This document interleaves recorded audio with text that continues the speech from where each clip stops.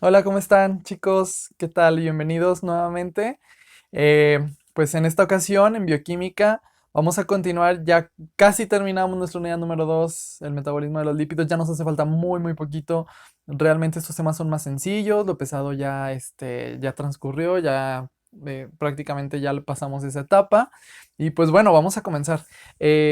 Ahora vamos a hablar de unas moléculas que son los isoprenoides y algunos derivados precisamente del colesterol que se les denomina esteroides, ¿sale?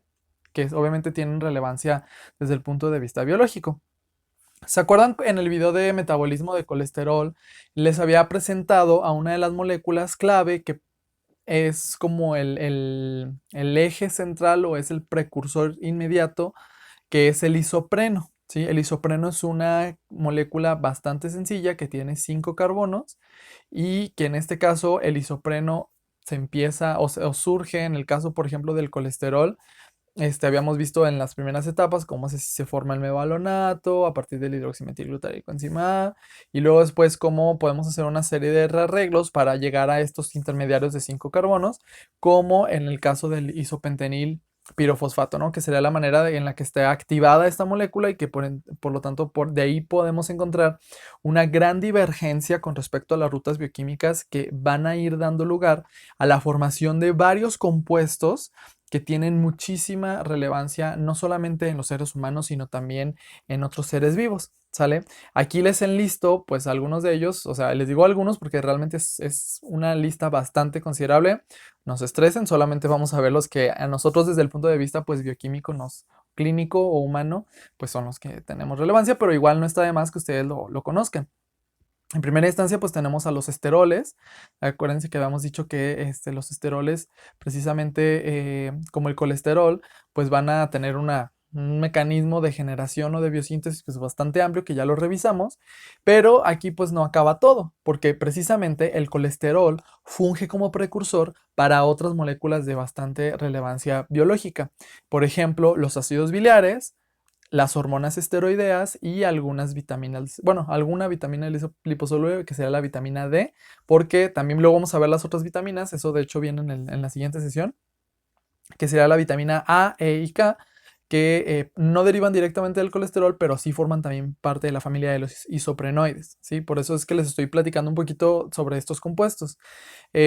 Aquí también, pues, esos son los que encontramos, por ejemplo, el dolicolil, un decaprenol, que forman parte de la síntesis de glucoproteínas, son rutas pues más complejas que ya no abarca nuestro programa, pero también, por ejemplo, en el caso de las plantas encontramos alfitol, que es un alcohol de cadena larga, que precisamente se encuentra acompañando a la clorofila, ¿sí? Los carotenoides, ¿se acuerdan cuando vimos los pigmentos fotosintéticos? Pues también estas moléculas, muchas de ellas derivan precisamente de subunidades de isopentenil pirofosfato que luego van siguiendo diferentes rutas para irlas formando, ¿sí? Las giberrelinas, por ejemplo, son hormonas, pero de las plantas, o sea, van a ir regulando sobre todo el crecimiento de las plantas, para que pues vaya adquiriendo un estadio de madurez, en este caso pues el ejemplar, ¿no? Y por ejemplo también en el caso de los insectos tenemos algunas hormonas que, ¿se acuerdan? Bueno, yo creo que en la clase de parasitología vieron en el caso de algunos artrópodos cómo pues tienen ciclos biológicos un poquito también más complicados, o con más etapas en las cuales pues sufren en algunos casos una metamorfosis. Entonces este tipo de sustancias también pueden llegar a regular sobre todo estos estadios de crecimiento, ¿sí? Moléculas más complejas, más largas, más de mayor peso molecular, por ejemplo el caucho, que también es como un polímero, por así decirlo, que se forma de manera natural, y bueno, entre muchos otros compuestos, ¿sí? Aquí les presento la manera en la que se pueden clasificar estos isoprenoides. Los isoprenoides también se les conoce como terpenos, ¿sale? Entonces, en este caso, aquí vemos cómo dependiendo del número de subunidades de isopreno que fueron necesarias para sintetizar el compuesto, tenemos una clasificación que se basa precisamente en si solamente tenemos, por ejemplo, la molécula de isopreno, que se les considera en este caso hemiterpenos, o sea, que estuvieran 5 carbonos nada más. Esos son muy poco frecuentes y generalmente las encontramos acopladas a otros compuestos de mayor peso molecular. Luego tenemos a los monoterpenos, que necesitan en este caso 10 carbonos o 2 subunidades de isopreno de 5 carbonos, ¿sí? Luego los sesquiterpenos, que tienen 15 carbonos, como el farnesil, difosfato, ¿se acuerdan? También lo mencionábamos en la ruta de biosíntesis del colesterol. Y luego eso se puede acoplar con otras 5 subunidades o otros 5 carbonos y tener entonces a los diterpenos que tienen 20 carbonos o formar los triterpenos que tienen 30 carbonos o los tetraterpenos que tienen 40 y los politerpenos que tendrían pues más de N, 5 al N subunidades, ¿sí? Pero que ya estamos hablando pues de largas cadenas polímeros. Dentro de esta clasificación, pues encontramos muchas moléculas, les digo, del lado derecho, donde pueden estar de forma lineal, pero también es bastante común que dentro de las rutas de biosíntesis de estos compuestos ocurran reacciones de ciclación para irse cerrando, tal como lo vimos con el colesterol, donde nuestro derivado intermediario de mayor relevancia al final de la segunda etapa era precisamente el escualeno. ¿Se acuerdan que el escualeno hablábamos que tenía 30 carbonos? Por lo tanto, el escualeno es considerado un triterpeno. Y de ahí el escualeno, pues lo que hacíamos era ciclarlo, cerrar toda esa molécula lineal, quitarle algunos carbonos que nos sobraran para que finalmente nosotros tuviéramos al colesterol que tiene 27 carbonos. Entonces, esa es más o menos la dinámica que se va siguiendo. Entonces, aquí, por ejemplo, tenemos algunos casos de moléculas como por ejemplo algunos monoterpenos como el limoneno, precisamente los aceites esenciales que se encuentran por ejemplo en muchas plantas, en muchas flores, frutas, etcétera, pues no son más que la liberación de estos compuestos que les brindan el aroma, que les brindan color y que encontramos de forma muy ampliamente en los vegetales, precisamente.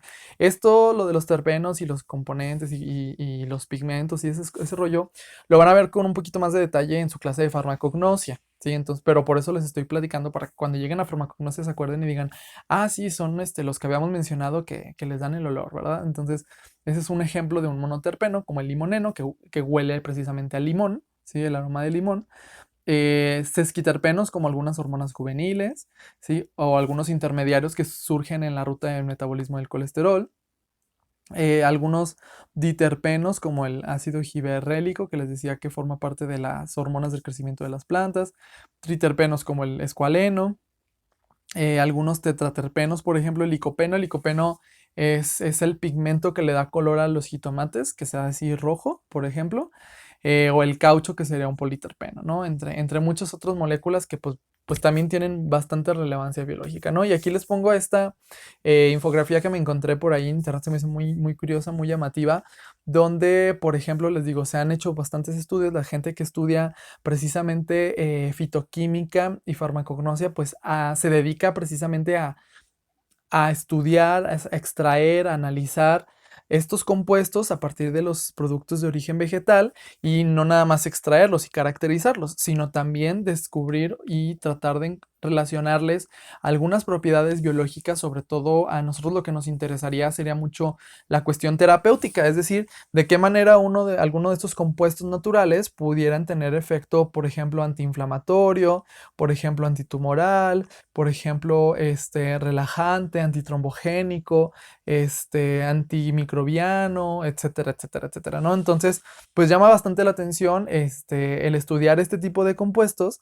porque definitivamente se acuerdan en Pharma 1 lo platicábamos de que parte de los remedios que se utilizaron al inicio del desarrollo de la humanidad, pues era precisamente de origen natural, donde se usaban muchas plantas, y pues creo que hasta la fecha lo seguimos usando, ¿no? O sea, vemos cómo a veces algunos tés, algunas frutas, algunas, inclusive en nuestra dieta, pues también podemos nosotros favorecer, junto con otras moléculas, obviamente algunos lípidos, algunas otras carbohidratos, polisacáridos, etcétera.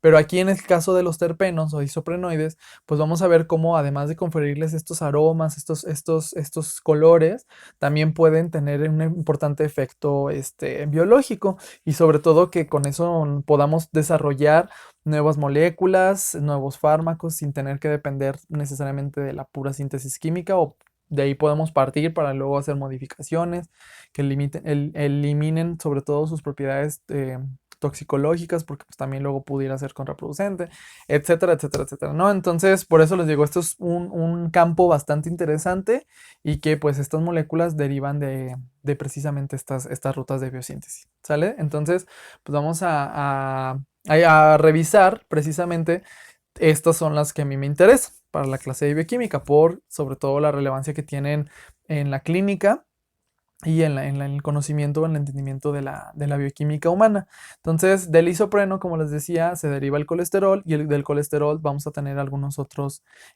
compuestos como las sales biliares, las hormonas esteroideas y la vitamina D. Y del mismo isopreno se derivan algunas vitaminas liposolubles, que serían la vitamina A, vitamina E y K. ¿Sale?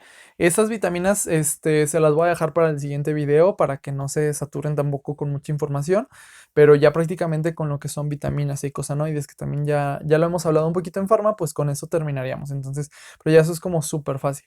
Entonces, pues vamos a dar inicio al estudio precisamente de los derivados esteroideos.